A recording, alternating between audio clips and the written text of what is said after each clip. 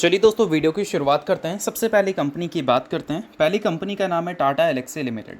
But इसको discuss करने से पहले अगर आपने अभी तक चैनल को सब्सक्राइब नहीं किया है तो चैनल को सब्सक्राइब करके बेल आइकन को प्रेस कर लो ताकि आने वाली जितने भी वीडियोज़ हैं उसका नोटिफिकेशन आपको सबसे पहले मिल सके। और एक डिस्क्लेमर भी है, जो भी न्यूज़ एंड अपडेट्स हम लोग कवर करेंगे वो सारी एजुकेशन पर्पज़ के लिए है, सीखने के लिए है, तो इसको किसी भी तरह का इन्वेस्टमेंट एडवाइस मत समझना।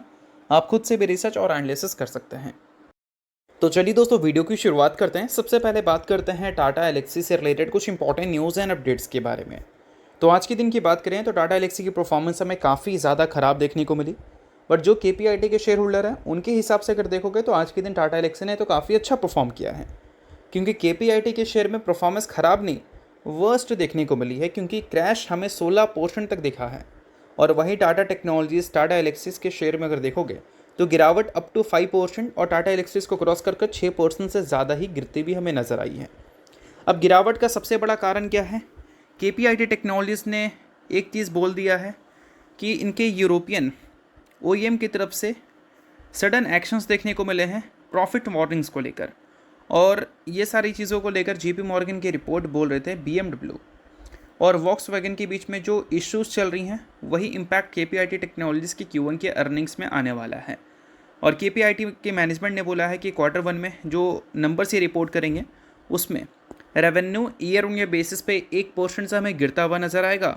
और साथ में ये भी बोल दिया है कि Q2 में भी कुछ उम्मीद हमसे मत करना, क्योंकि Q2 भी Q1 की तरह ही फ्लैट दिखेगा, यानी कि फर्स्ट हाफ 2027 के फाइनेंशियल ईयर में कोई भी रिकवरी देखने को नहीं मिलेगी। तो इस वजह से पूरा का पूरा इंडस्ट्री आपको आज के दिन परेशान होता हुआ दिखा है, खासकर वो कंपनीज जो ऑटोमोटिव इंडस्ट्रीज़ में अच्छी तरह से डिपेंडेंट है, और वो कंपनीज़ के शेयर में ज़्यादा गिरावट हुई है जो यूरोप से अच्छा खासा रेवेन्यू जनरेट करते हैं। टाटा एलेक्सी अपने टोटल रेवेन्यू का 42% यूरोप के मार्केट से ही जनरेट करती है, 32% आता है अमेरिका से, और केपीआईटी 50% से ज़्यादा रेवेन्यू यूरोप से जनरेट करती है। तो टाटा एलेक्सी के लिए भी उतनी ही ये नेगेटिव न्यूज़ बन जाती है जितनी केपीआईटी के लिए है। बट एक पॉइंट है कि केपीआईटी के इम्पॉर्टेंट क्लाइंट की तरफ से ये प्रॉब्लम आई है, और टाटा एलेक्सी का बीएमडब्ल्यू के साथ उतना बड़ा रिलेशन नहीं है जितना बड़ा रिलेशन केपीआईटी टेक्नोलॉजीज़ का है। टोटल रेवेन्यू का 12% बीएमडब्ल्यू ही देती है केपीआईटी को। और अभी हाल ही में टाटा टेक्नोलॉजीज़ और बीएमडब्ल्यू ने एक जॉइंट वेंचर का फॉर्मेशन किया था। तो बोल सकते हैं कि टाटा टेक्नोलॉजीज़ और केपीआईटी टेक्नोलॉजीज़ दोनों की गिरावट के रीजंस तो हमारे पास हैं, दोनों का डायरेक्टली रिलेशन है बीएमडब्ल्यू के पास। बट टाटा एलेक्सी की बात करें तो ये सेंटिमेंट की वजह से गिरी है, ऐसा भी हम बोल सकते हैं। सो अब दोस्तों वीडियो में आगे बढ़ने से पहले बात कर लेते हैं सेबी रजिस्टर्ड टेलीग्राम चैनल के बारे में, जिसको आप ज्वाइन कर लो। लिंक इसका डिस्क्रिप्शन में दिख जाएगा। ज्वाइन करने का सबसे बड़ा बेनिफिट ये है कि जिस हिसाब से मार्केट में अप्स एंड डाउन दिख रहा है, ऐसे टाइम पे हर दूसरी कंपनी के एनालिसिस बहुत ज़्यादा इंपॉर्टेंट है। तो यहाँ पर आपको सभी कंपनी के टेक्निकल्स को एनालिसिस कर अपडेट होता हुआ देखने को मिल जाता है, जो कि हर किसी के लिए काफ़ी ज़्यादा यूज़फुल है। और इसके लिए आप चैनल को ज्वाइन कर फ्री में आप चेकआउट भी कर सकते हैं इन कंपनी के प्रॉपर टेक्निकल्स, जिससे आपको आइडिया लगेगा कि अभी इन कंपनी में क्या चल रहा है। तो without wasting any time link description में है, लिंक की तरफ जाकर चैनल को फ्री में ज्वाइन कर लो। सो देखो यहाँ पर मेंशन भी देखने को मिलेगा 2027 के फाइनेंशियल ईयर के वीक आउटलुक को लेकर कंसर्न क्रिएट हुआ है टाटा टेक्नोलॉजीज और टाटा एलेक्सिस के शेयर में, और ये कंसर्न R&D के सेक्टर को लेकर है। इस वजह से जो भी कंपनीज इस पर्टिकुलर एरियाज़ में काम करती है वो सारी कंपनीज में आज की तगड़ी सेलिंग हमें देखने को मिली है। तो चलिए इसके अलावा बात कर लेते हैं अगली कंपनी के बारे में, जिसका नाम है रिलायंस इंडस्ट्रीज़ लिमिटेड। आज के दिन रिलायंस इंडस्ट्रीज़ की परफॉर्मेंस हमें अच्छी देखने को मिली थी, और ये अच्छी परफॉर्मेंस का सबसे बड़ा कारण क्या है? सबसे बड़ा कारण है गवर्नमेंट। आज के दिन गवर्नमेंट की तरफ से विंडफॉल टैक्स को लेकर कुछ इंपॉर्टेंट स्टेटमेंट्स हमें देखने को मिला है, जिस वजह से रिलायंस इंडस्ट्रीज आज के दिन हमें फोकस में दिख रही थी। पहली खबर यह है कि कुछ चेंजेस हमें देखने को मिली है टैक्स एक्सपोर्ट पे, पेट्रोल, डीजल और एविएशन फ्यूल के एक्सपोर्ट पे जो टैक्स लगता है ना, उसमें चेंजेस देखने को मिला है। अगर पेट्रोल एक्सपोर्ट की बात करें तो पहले जो टैक्स लगा करता था वो 1.5 रुपीज़ था पर लीटर, अभी उसको बढ़ाकर 4 रुपीज़ पर लीटर कर दिया है, यानी कि टैक्स हाइक कर दिया है। तो ये एक तरह से नेगेटिव पॉइंट है। बट रिलायंस इंडस्ट्रीज़ के लिए सबसे बड़ी खबर ये है कि डीजल के एक्सपोर्ट की जब हम बात करते हैं, जो कि 14 रुपये पर लीटर था, उसको घटाकर 8.5 रुपये पर लीटर कर दिया गया है, यानी कि कट हुआ है वहाँ पर टैक्स।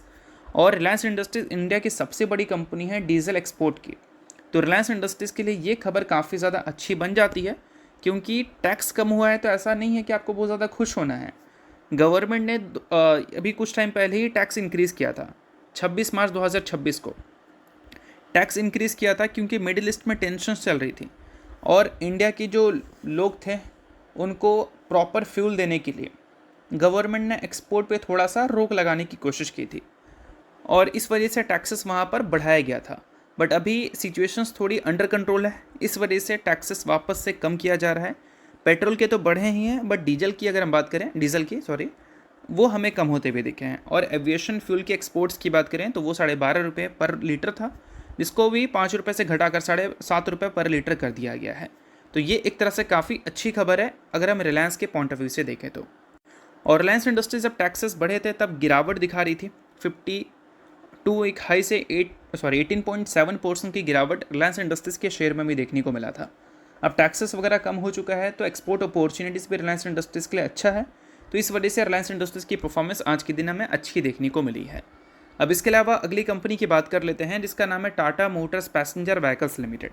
बट इसको डिस्कस करने से पहले अगर आपने अभी तक दोस्तों सेबी रजिस्टर्ड टेलीग्राम चैनल को ज्वाइन नहीं किया है तो उसको जाकर आप ज्वाइन कर लो।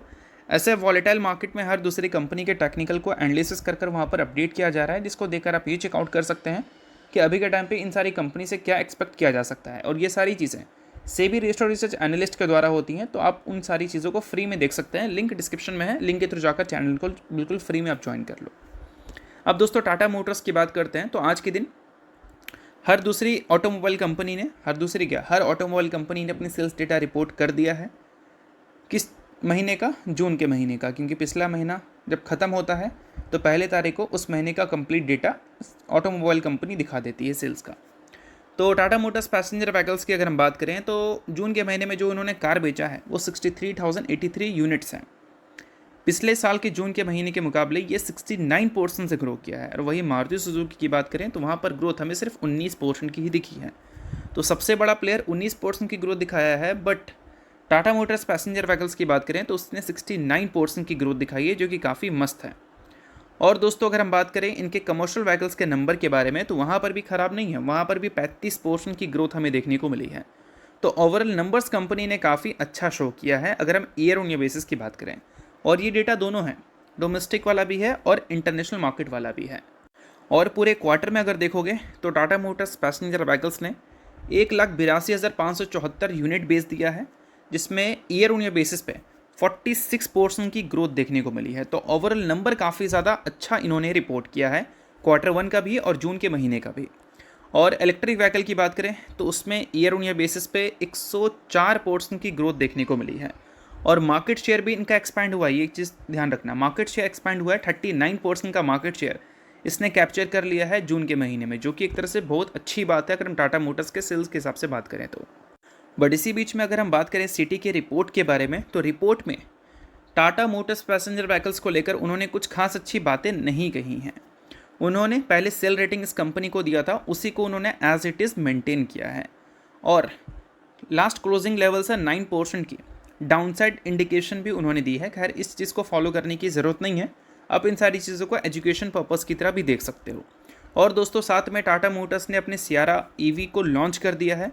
और जो इन्होंने लॉन्च किया है जिस प्राइस पे, उस प्राइस पे अगर इनके कंपटीशन की बात करें तो काफ़ी टफ है, क्योंकि महिंद्रा BE6 उसी रेंज में हमें देखने को मिलती है, XEV 9e भी उसी रेंज में देखने को मिलती है और मारुति ई विटारा का टॉप एंड भी हमें उसी रेंज में देखने को मिलता है। यानी कि सियारा का ईवी एक तगड़े कॉम्पिटिशन्स के बीच में है।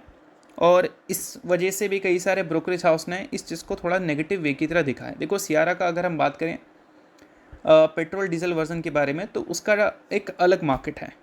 और ईवी की जब हम बात करते हैं तो वहाँ पर महिंद्रा का जो BE6 है उसका रिस्पांस नेक्स्ट लेवल है, उसको बहुत ही ज़्यादा लोग पसंद कर रहे हैं, लुक्स वाइज भी और परफॉर्मेंस वाइज भी। और महिंद्रा की जो फ़ैन फॉलोइंग है वो लॉयल्टी वाली है अगर मारुति और टाटा से कंपेयर करें तो उस रेंज में अगर टाटा मोटर्स ने अपना ईवी लॉन्च किया है तो कहीं ना कहीं मार्केट ये एज्यूम करके चल रही है कि उस ईवी को कम प्रेफरेंस लोग देंगे, महिंद्रा के BE6 को ज़्यादा प्रेफरेंस देंगे, क्योंकि उनका लुक अभी की जितनी भी कार के लुक के हिसाब से देखोगे तो एकदम यूनिक है और एकदम अट्रैक्टिव है। और ये सारी चीज़ें कहीं ना कहीं एक नेगेटिव सेंटीमेंट क्रिएट की हैं ब्रोकरेज हाउस के ज़रिए टाटा मोटर्स पैसेंजर व्हीकल्स के लिए, और ये चीज़ एक नेगेटिव न्यूज़ बन जाती है। बाकी कंपनी के जो डेटा है वो सारी चीज़ें हमें काफ़ी इंप्रेस कर रही हैं, ऐसा भी हम बोल सकते हैं। तो चलिए अब बात कर लेते हैं अगली कंपनी के बारे में, जिसका नाम है टीडी पावर सिस्टम। हाल ही में 1:2 के रेशो में कंपनी ने स्प्लिट की अनाउंसमेंट की है, जिसमें एक शेयर के बदले कंपनी ने 2 इक्विटी शेयर देने का फैसला किया है। सो अगर आप इस कंपनी के इन्वेस्टर हैं तो इस न्यूज़ को आप नोट कर सकते हैं, इन्वेस्टर नहीं आप इग्नोर कर सकते हैं। न्यूज़ थी इस वजह से मैंने बता दिया, बाकी ये किसी भी तरह का रिकमेंडेशन नहीं है। तो होप करता हूँ ये वीडियो आपको अच्छा लगा। लाइक कीजिए, पहले सब्सक्राइब कीजिए। बहुत बहुत शुक्रिया।